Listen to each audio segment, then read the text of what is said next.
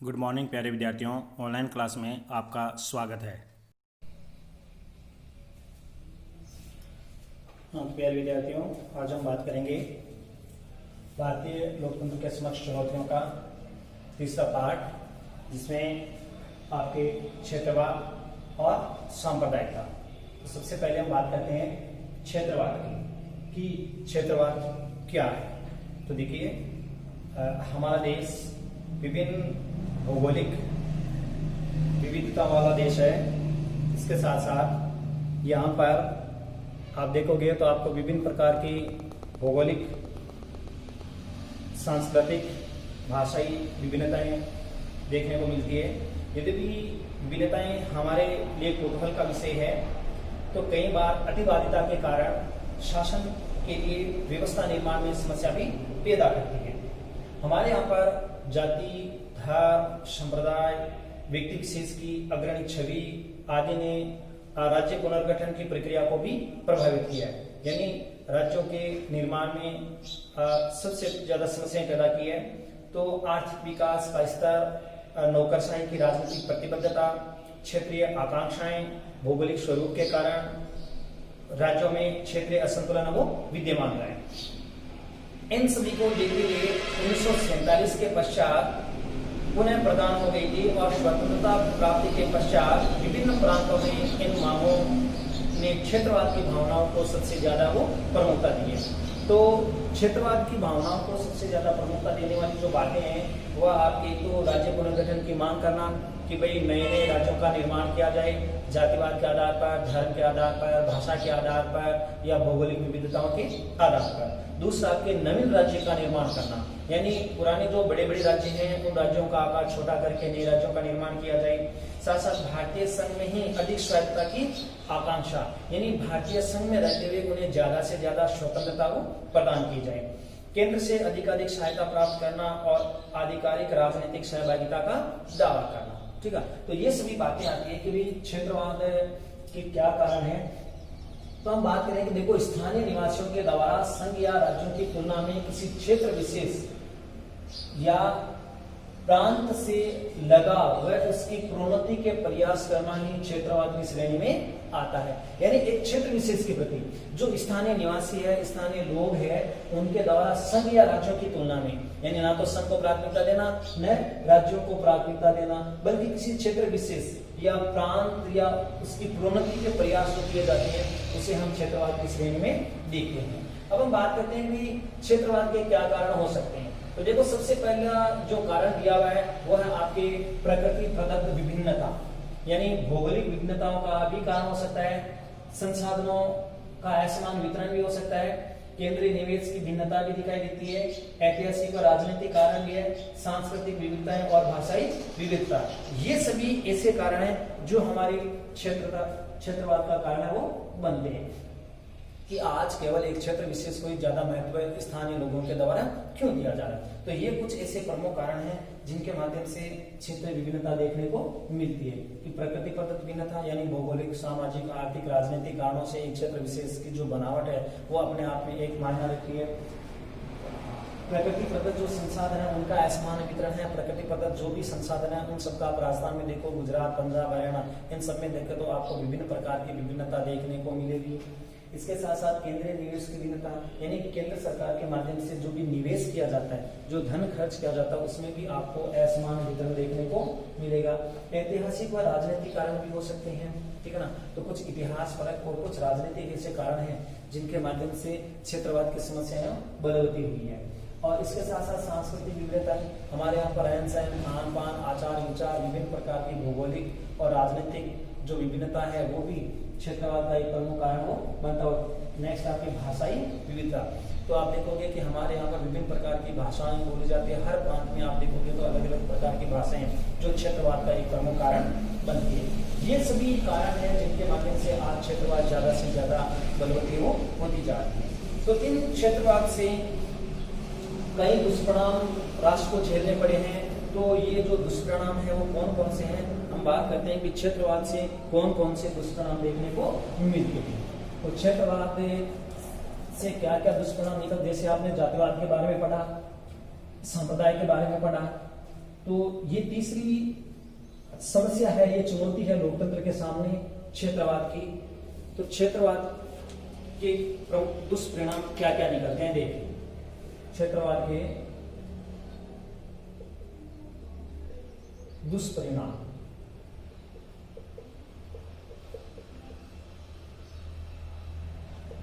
देखो सबसे पहला क्षेत्रवाद का दुष्परिणाम है देश की अखंडता को चुनौती। देश की अखंडता को चुनौती।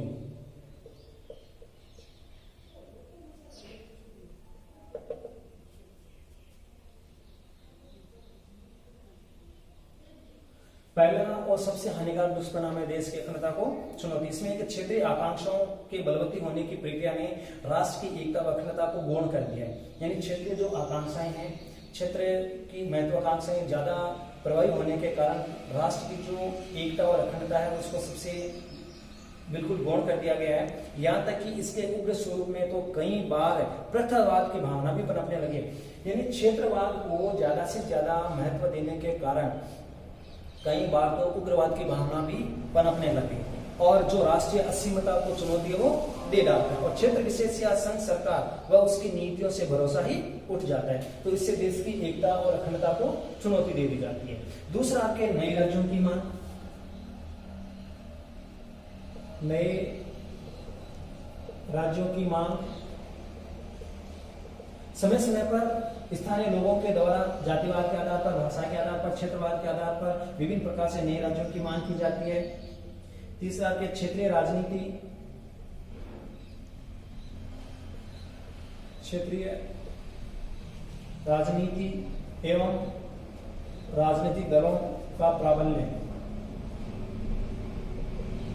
राजनीतिक दलों का प्रभाव। चौथा आपके भूमिपुत्र की अवधारणा।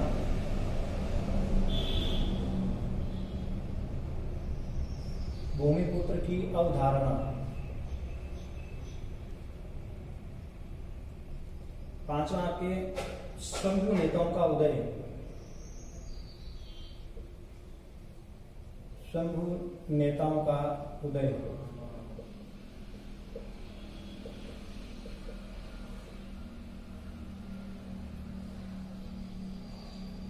स्वयंभू नेताओं का उदय। राष्ट्रीय कानूनों व आदेशों को चुनौती। राष्ट्रीय कानूनों व आदेशों को चुनौती। और सातवां आपके अंतर्राष्ट्रीय राजनीति में, अंतर्राष्ट्रीय राजनीति में देश की खराब छवि। तो देखिए सबसे पहले बात आती है देश की एकता और अखंडता को चुनौती। दूसरी है आपके नए राज्यों की मांग। इसमें समय पर, भाषा के आधार पर, क्षेत्रवाद के आधार पर, सांस्कृतिक विविधता के आधार पर नए राज्यों की मांग उठाई जाती है। क्षेत्रीय राजनीति एवं राजनीतिक दलों का प्रभाव। एक क्षेत्र विशेष में रहने वाले जो भी राजनीतिक दल है वो दल अपने क्षेत्र विशेष को ज्यादा से ज्यादा महत्व दिया जाता है, नहीं कि संघ व प्रांत के बजाय अपने क्षेत्र विशेष को ज्यादा महत्व दिया जाता है, उसकी ज्यादा आकांक्षाओं को बढ़ाया जाता है, जिसके कारण नए क्षेत्रवाद की समस्या वो पनपने लगती है।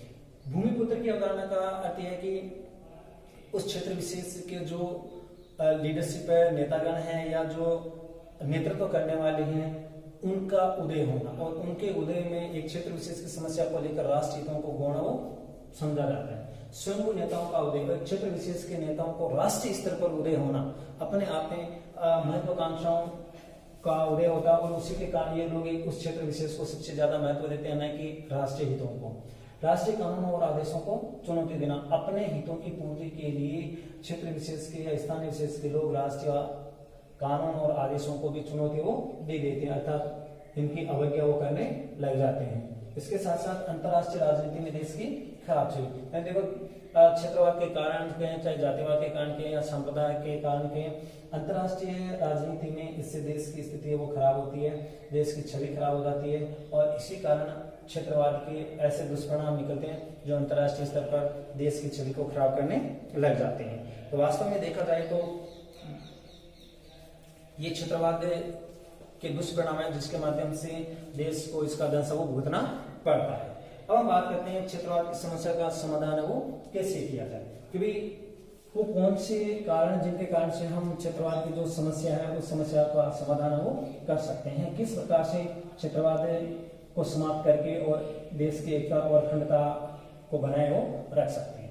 तो क्षेत्रवाद की समस्या के समाधान के कारण,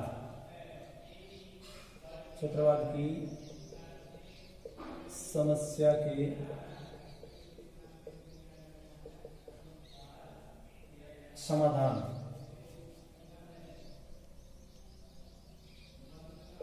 समाधान वो कैसे किया जाए। देखो समस्या के समाधान का उपाय उसके विभिन्न निहित कारणों से ही होता है, यानी क्षेत्रवाद के जो आपने अभी कारण देखे हैं उन्हीं कारणों से हम क्षेत्रवाद की समस्या का समाधान कर सकते हैं। क्षेत्रवाद पनपने के कारणों को समाप्त करने से ही इसके छुटकारा पाया जाए। क्षेत्रवाद के जो उत्पन्न के कारण है उन कारणों को अगर हम समाप्त कर दें तो निश्चित रूप से क्षेत्रवाद की जो समस्या उस समस्या से हम निजात वो पा सकते हैं। तो सबसे पहला जो समाधान का उपाय है वह है आपके संतुलित राष्ट्रीय नीति का निर्माण, यानी संतुलित राष्ट्रीय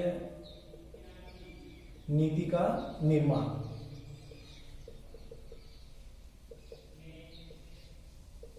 संतुलित राष्ट्रीय नीति का निर्माण कैसे किया जाए कि केंद्र सरकार का यह दायित्व बनता है कि वह सभी क्षेत्रों के समान वितरण हेतु समान विकास हेतु नीति का निर्माण करें, यानी जो भी हमारे क्षेत्र हैं उन सभी क्षेत्रों का समान विकास हो, ऐसी नीति का निर्माण करना चाहिए। और करते समय राजनीतिक भेदभाव किए बिना संतुलित एवं समदर्शी नीति को निर्माण करें, यानी उनमें किसी प्रकार का भेदभाव हो। जब भी वो नीति का निर्माण करें तो एक संतुलित नीति का निर्माण करें। छोटे संसाधनों व की दृष्टि से अपेक्षाकृत कमजोर जो क्षेत्र हैं राज्य के विकास को भी समान प्राथमिकता दें। अगर मान लो किसी भी राज्य में संसाधन कम है तो उन राज्यों को सबसे पहले प्राथमिकता दी जानी चाहिए, ठीक है। और धीरे धीरे वहां के निवासियों में विश्वास पैदा होगा और क्षेत्रवाद का जो उग्र स्वरूप है वो भी शांत हो जाएगा। तो कहने का मतलब है कम संसाधनों के होते भी उस राज्य का विकास भली भांति किया जाना चाहिए, ताकि उन लोगों को ये विश्वास हो जाए कि केंद्र के द्वारा बनाई गई नीतियां हमारे राज्य का विकास कर रही है, तो उनमें उग्रवाद धीरे धीरे क्या होगा, समाप्त होगा। दूसरा, आपके राज्यों में स्थायी आधारभूत ढांचागत विकास। राज्यों में स्थायी आधारभूत विकास। देखिए, क्षेत्रीय विभिन्नताओं में कमी लाने की बजाय पिछड़े व अविकसित क्षेत्रों में सिंचाई है, पेयजल है, यातायात है, संचार के आधारभूत साधनों के विकास को प्राथमिकता देनी होगी। यानी कि भाई क्षेत्रीय जो विभिन्नताएं हैं उनमें कमी लाने के लिए हमें सबसे पहले पिछड़े और अविकसित क्षेत्रों में सिंचाई की व्यवस्था को ज्यादा महत्व देना होगा।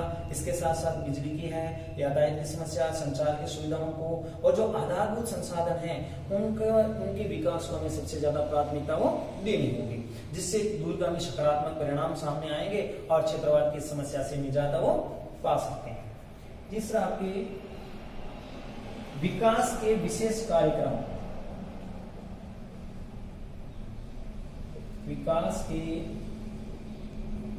विशेष कार्यक्रम, यानी विकास के लिए कुछ विशेष प्रकार के कार्यक्रम संचालित किए जाएं, जैसे सूखा संभावित क्षेत्र में डीपीएपी है, मरु विकास कार्यक्रम है, पहाड़ी क्षेत्र विकास कार्यक्रम है, जनजातीय क्षेत्रीय विकास कार्यक्रम है, विशेष राज्य दर्जा दिया जाना आदि क्षेत्रीय असंतुलन को कम वो कर सकते हैं। तो ये केंद्र सरकार के माध्यम से विकास के विशेष कार्यक्रम चलाए जाएं।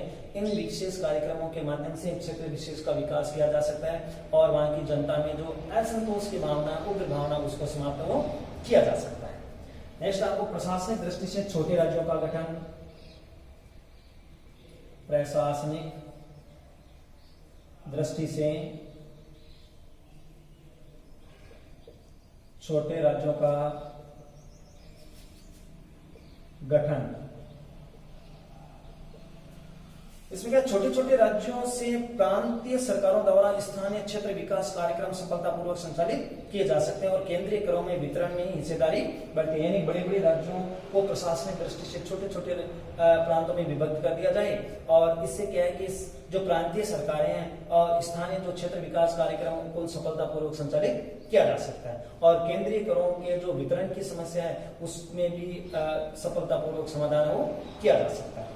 नेक्स्ट आपके सांस्कृतिक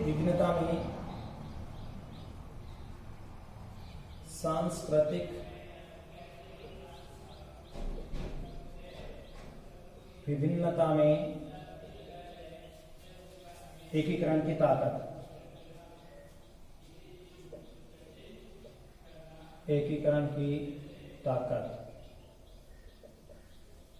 तो देखिए, जैसे दूरदर्शन के माध्यम से, रेडियो के माध्यम से, समाचार पत्रों और अन्य संप्रेषण माध्यमों के द्वारा विभिन्नता को ही ताकत के रूप में उभारना हमारी पहल हो सकती है।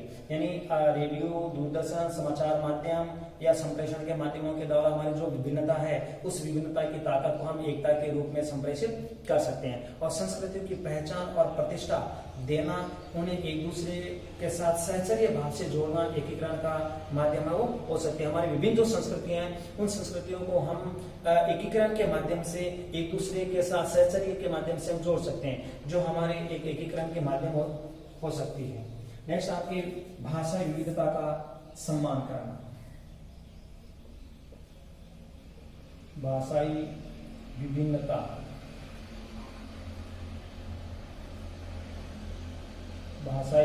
का सम्मान। अगर हम बात करें तो हमारे संविधान में भी इन्हें मान्यता देकर विविधता को स्वीकार किया जा चुका है कि हमारे संविधान में विभिन्न प्रकार की भाषाओं को मान्यता दी गई है। इसके साथ साथ हमें सभी प्रांतों की भाषाओं को परस्पर सम्मान देना होगा। यानी हमारा जो भी भाषाएं बोली जाती हैं उन भाषाओं को हमें सम्मान देना चाहिए और विद्यालय पाठ्यक्रम में इन्हें समुचित स्थान भी देना चाहिए, जिसके माध्यम से जो क्षेत्रवाद की समस्या है उस समस्या का हम समाधान कर सकते हैं। तो ये कुछ ऐसे सुझाव है जिन सुझावों के माध्यम से हम काफी हद तक क्षेत्रवाद की समस्या का समाधान कर सकते हैं। तो संतुलित राष्ट्र विकास की नीति का निर्माण किया जाए, राज्यों में स्थायी आधारभूत विकास किया जाए, साथ साथ विकास के विशेष कार्यक्रम भी सरकार के द्वारा संचालित किए जाए, प्रशासनिक दृष्टि से राज्यों को छोटे छोटे गठन किए जाने चाहिए, सांस्कृतिक विभिन्नता में एकीकरण की ताकत को समाहित किया जाए और भाषाई विविधता का सम्मान किया जाए। जो भी भाषाएं बोली जाती हैं उन भाषाओं को हम एकता के रूप में देखें, उनका सभी भाषाओं का हम सम्मान करेंगे तो निश्चित रूप से क्षेत्रवाद की समस्या का समाधान किया जा सकता है। तो ये क्षेत्रवाद का अर्थ, क्षेत्रवाद के कारण, दुष्परिणाम और क्षेत्रवाद की समस्या के समाधान के कुछ कारण है, जिसका कि पूरा एक बड़ा प्रश्न आपको वो बनकर तैयार हो सकता है। आप इस प्रश्न को अच्छी तरह से तैयार हो कर सकते हैं। चौथा जो आपके टॉपिक है कि भारतीय लोकतंत्र के समक्ष चुनौतियों में क्षेत्रवाद के बाद आपके आता है भाषाई विविधता। तो भाषाई विविधता के आधार पर अगर हम बात करें तो भाषावाद, तो देखो हमारे संविधान के अनुच्छेद 343 में, यानी संविधान के अनुच्छेद 343 के अनुसार उल्लेख किया गया है कि भारत संघ की राजभाषा क्या होगी? हिंदी होगी। भारत संघ की राजभाषा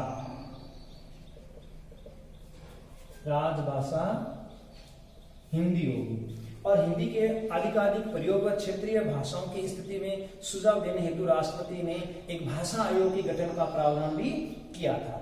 और इसके साथ अगर हम बात करें तो यह आयोग देश की औद्योगिक, सांस्कृतिक और वैज्ञानिक उन्नति और लोक सेवाओं के संबंध में अहिंदी भाषिक क्षेत्रों के व्यक्तियों की उचित मांगों पर विचार भी करेगा। इसके साथ ही संविधान राज्य के विधानमंडलों को यह अधिकारी प्रदान करता है कि वह उन राज्यों में राजकीय परियोजना हेतु हिंदी या उस राज्य की क्षेत्रीय भाषा को भी स्वीकार कर सकता है। यानी हिंदी के साथ साथ में उस क्षेत्र विशेष की भाषा को भी स्वीकार वो किया जाएगा। ठीक है, तो इसके बाद अगर हम बात करें तो संविधान में इन्हीं व्यवस्थाओं को क्रियान्वित करने हेतु 1955 में पहला राजभाषा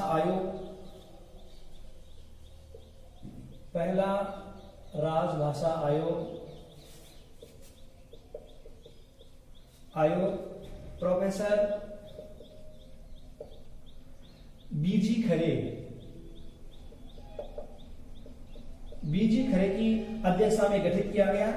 और उसके बाद 1967 में राजभाषा संशोधन अधिनियम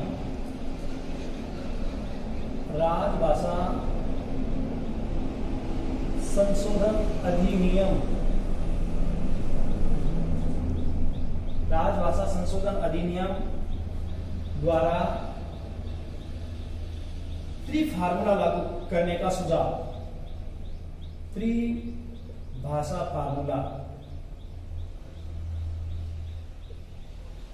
फॉर्मूला लागू करने का सुझाव दिया गया। इसके तहत सरकारी सेवाओं में तो हिंदी अंग्रेजी व अन्य प्रादेशिक भाषाएं ली जाएगी। यानी सरकारी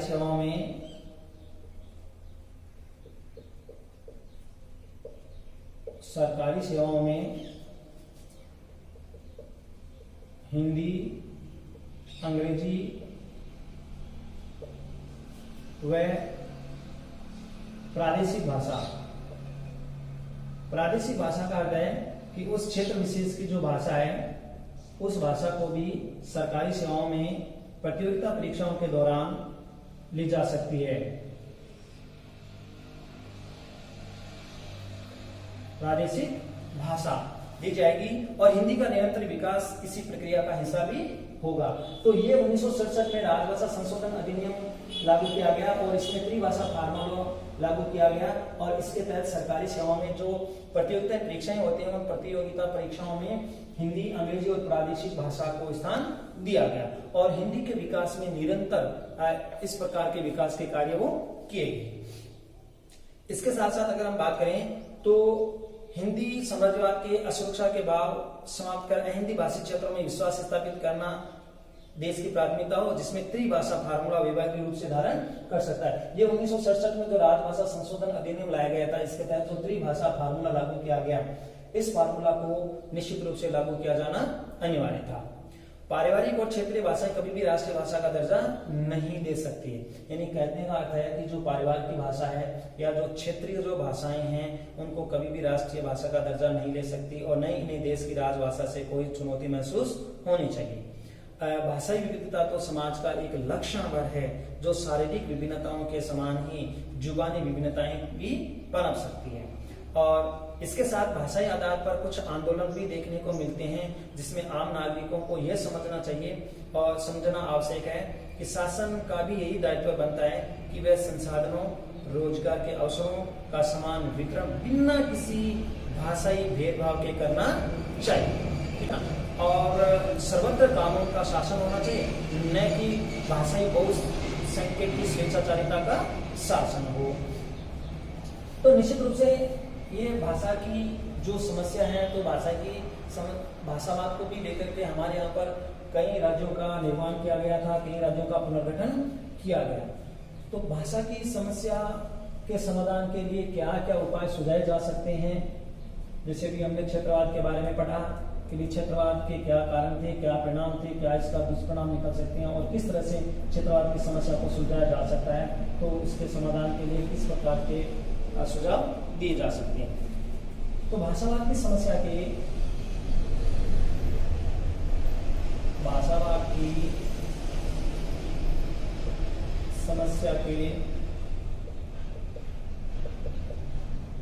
समाधान के उपाय, यानी भाषा की समस्या का हम समाधान कैसे कर सकते हैं। तो देखो, भाषा के आधार पर उग्र आंदोलन और राष्ट्रीय एकता व अखंडता के लिए एक चुनौती है। इसके शांतिपूर्ण हल निकालने के लिए कुछ उपाय भी सुझाए जा सकते हैं। तो सबसे पहला उपाय है आपके परस्पर समझाइश प्रेरित करना। परस्पर समझाइश प्रेरित करना। प्रेरित करना। दूसरा आपके हिंदी का प्रचार प्रसार,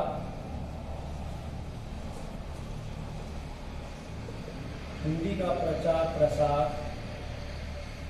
नियोजित तरीके से करना,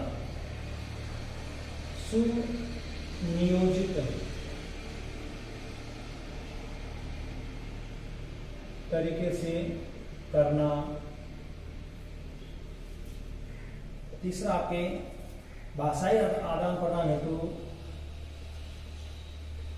भाषाई आदान प्रदान हेतु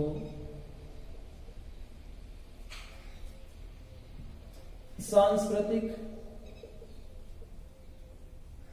व शैक्षणिक, सांस्कृतिक व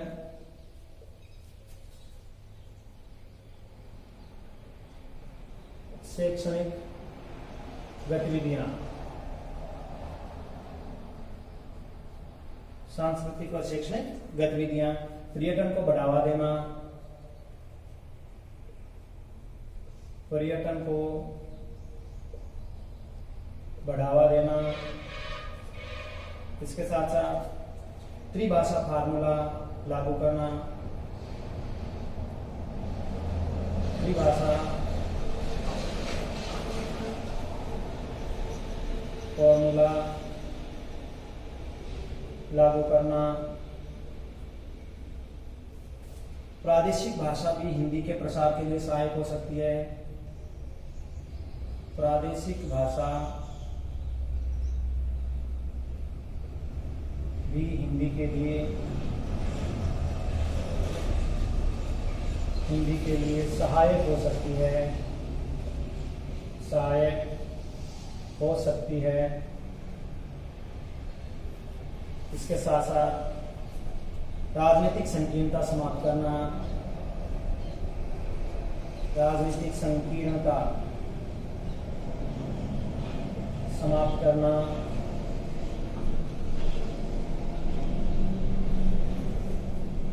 भाषा, तो ये सभी ऐसे उपाय हैं जिनके माध्यम से हम भाषावाद की समस्या का समाधान है वो कर सकते हैं कि भी परस्पर समुदाय से प्रेरित करना चाहिए, हिंदी भाषा का प्रसार एक सुनियोजित तरीके से करना चाहिए, भाषाएं आदान प्रदान हेतु सांस्कृतिक और शैक्षणिक गतिविधियों को बढ़ावा दिया जाना चाहिए, पर्यटन को बढ़ावा दिया जाए, त्रिभाषा फार्मूला लागू करके और उस भाषा की समस्या का समाधान किया जा सकता है। प्रादेशिक भाषा भी हिंदी के लिए सहायक हो सकती है और राजनीतिक संकीर्णता को समाप्त करना। इसके साथ साथ भाषा एक संप्रेषण का माध्यम है, ये परस्पर जोड़ती है, तोड़ती नहीं है। और ये भाव देशवासियों के मन में जगाना होगा जिसके माध्यम से विभिन्न भाषाओं का सम्मान करना चाहिए और उसके साथ साथ हमें